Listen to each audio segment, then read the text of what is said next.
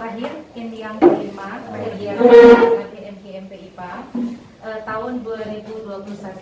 Nah, pada yang kegiatan terakhir ini kita nanti akan mengenal sedikit pengantar tentang penelitian tindakan kelas yang nanti data yang akan kita gunakan itu berasal dari nilai belajar atau penilaian hasil belajar siswa ketika kemarin kita berikan materi baik itu pencernaan maupun listrik.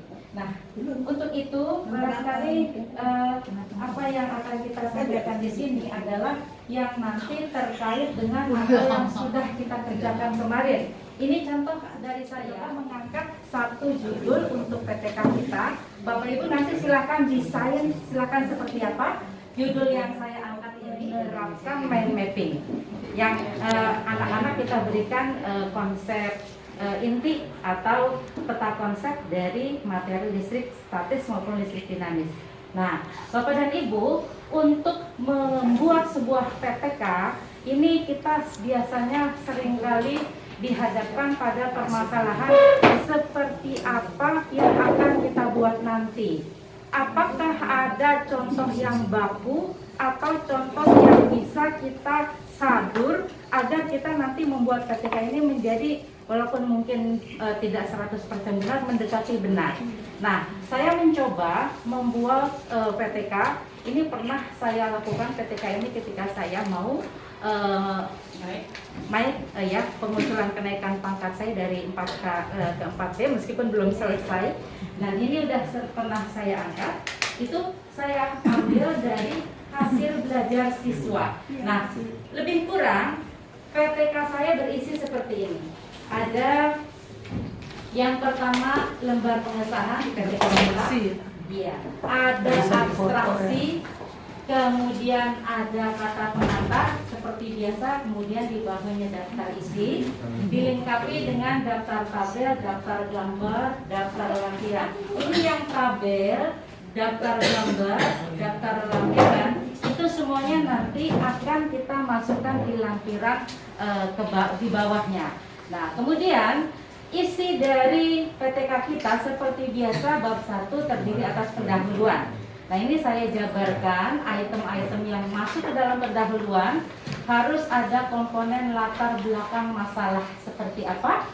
Kemudian ada identifikasi masalahnya. Kemudian ada pembatasan masalah, ada perumusan masalah, ada tujuan, dan ada manfaat hasil penelitian. Jadi kalau misalnya Bapak dan Ibu punya konsep selain yang di sini, mangga silahkan.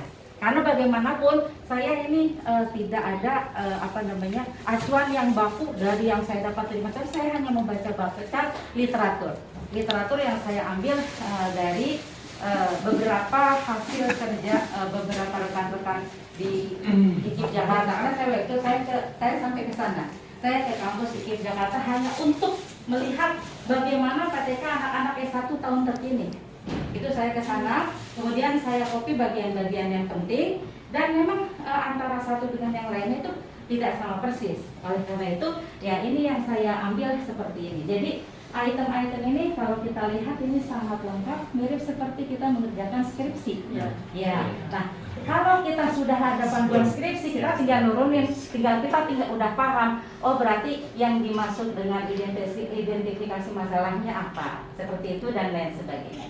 Kemudian memasuki bab yang kedua, di sini terdapat kajian teoritis, kerangka berpikir dan hipotesis tindakan. Nanti untuk yang ke PTK kita, ini nanti yang muncul adalah hipotesis tindakan. Karena nanti ada siklus 1, ada siklus 2. Nah, untuk kajian teoritis berarti teori yang terkait dengan masalah kita apa. Misalnya tentang bab kita, misalnya kita mau pencernaan, berarti pencernaan itu apa, bla bla bla bla bla. Kemudian tentang tadi karena kita judulnya kita adalah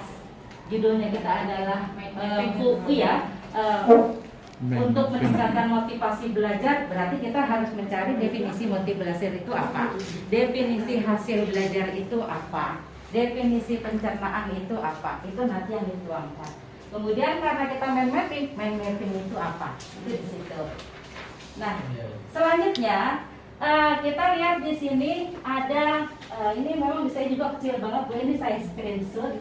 Jadi Bapak dan Ibu nanti akan saya kasihkan file, tapi isinya nanti Bapak Ibu yang isi. Jadi udah saya kasih ruang-ruangan. Nanti Bapak misalnya tinggal isi, Ibu tinggal isi mapel IPA, kemudian materinya apa, kelas berapa, tahun berapa, tinggal diisi.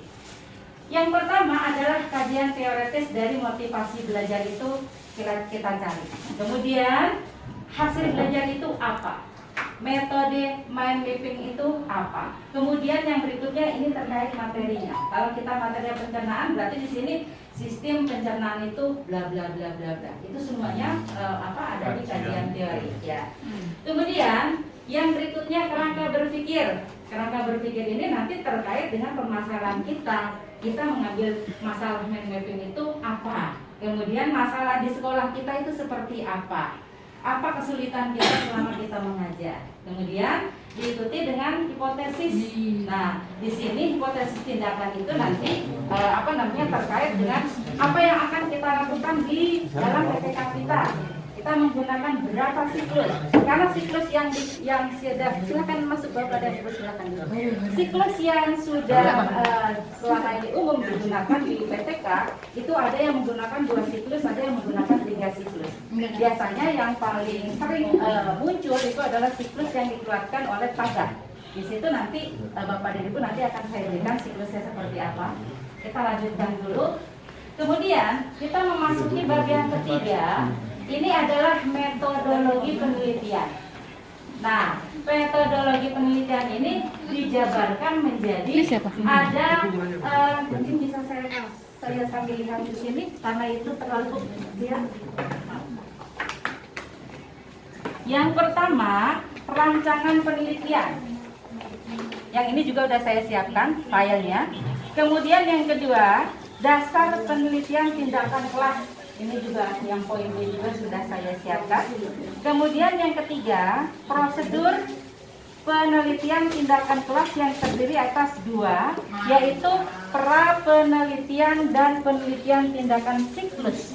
Kalau pra penelitian itu biasanya gini, kita selama ini punya mahasiswa.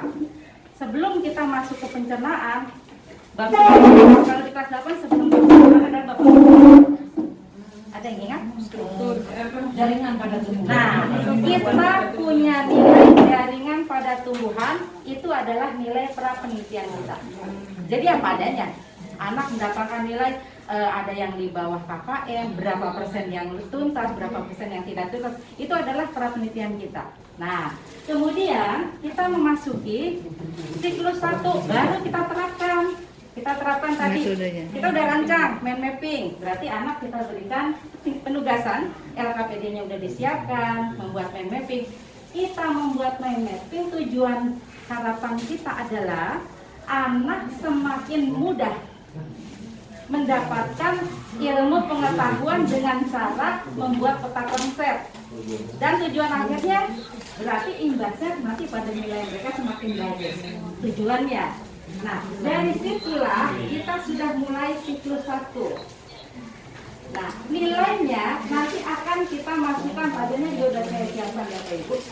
Jadi analisis yang kita gunakan itu tidak serumit yang kita bayangkan. Cukup kita masukkan nilainya saja.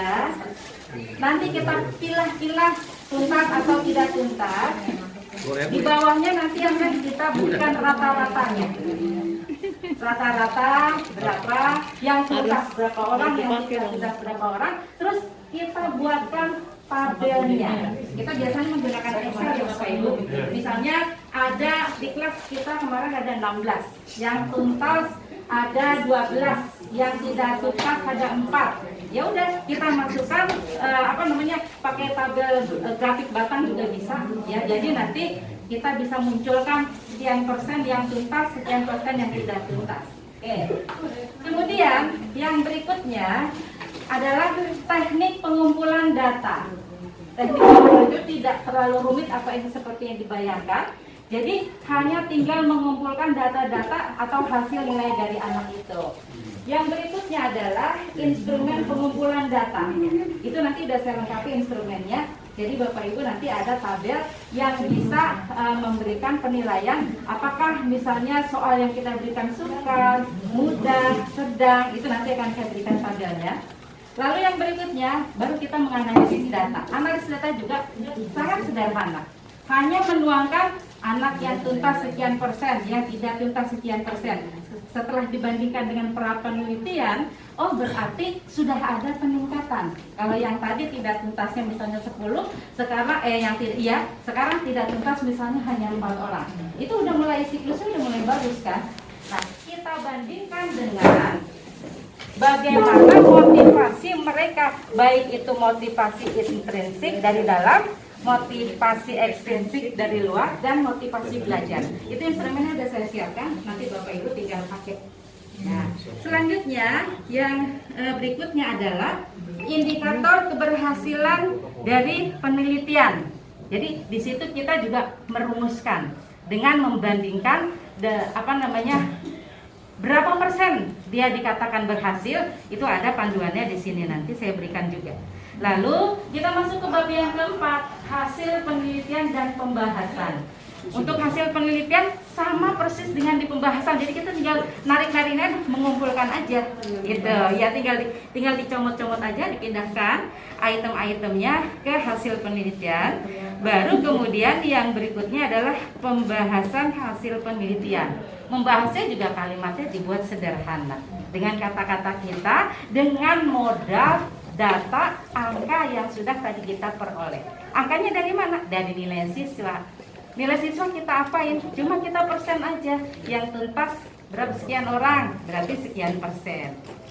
Kita bandingkan kemudian pakai tabel juga, kita bandingkan. Waktu siklus 1 yang tuntas 85%, pas siklus 2 90% itu udah naik. Jadi sudah ada perubahan. Kemudian waktu sehingga habis karena guru harus menerangkan kembali materi yang ada.